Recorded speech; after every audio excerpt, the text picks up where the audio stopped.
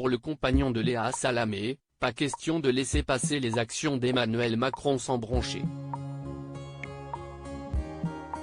Dans une publication Instagram ce jeudi 16 mars, l'essayiste et député européen Raphaël Glucksmann a fait savoir son mécontentement et sa colère à la suite des événements qui ont eu lieu durant cette journée riche en émotions et en actions.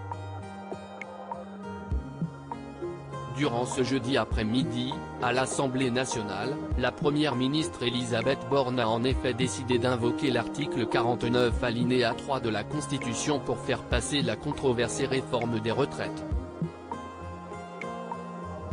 Un geste fortement critiqué au sein de l'hémicycle mais aussi à l'extérieur, que ce soit par des opposants politiques ou par certaines parties de la population. Parmi ses contestataires, celui qui a vécu un véritable coup de foudre avec Léa Salamé s'est fendu d'une publication où il n'a pas mâché ses mots, dans une situation déjà tendue, en temps de guerre et alors que l'inflation matraque les classes populaires, Emmanuel Macron a décidé de tendre encore plus le pays pour une réforme injuste sans le moindre caractère d'urgence, a-t-il tout d'abord taclé.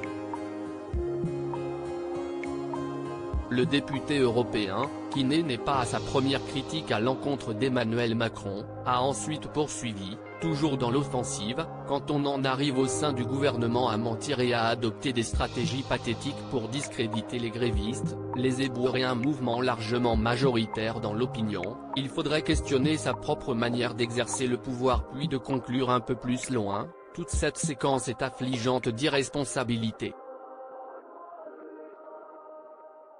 Soutien à celles et ceux qui vont poursuivre la mobilisation.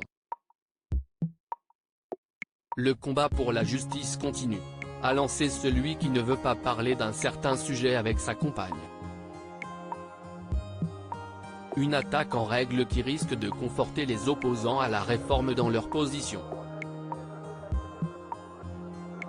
De Raphaël Glucksmann à Nicolas Demorand, ces hommes qui ont marqué la vie de Léa Salamé. Raphaël Glucksmann, ses réseaux sociaux comme porte-voix de ses combats. Très souvent, Raphaël Glucksmann utilise ses réseaux sociaux pour transmettre à ses followers ses idées et ses combats.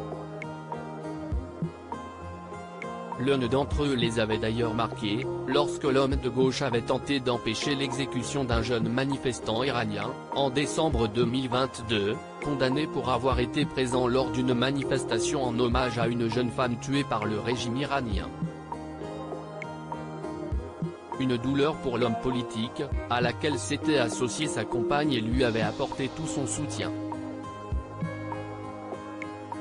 Crédit Photo, agence.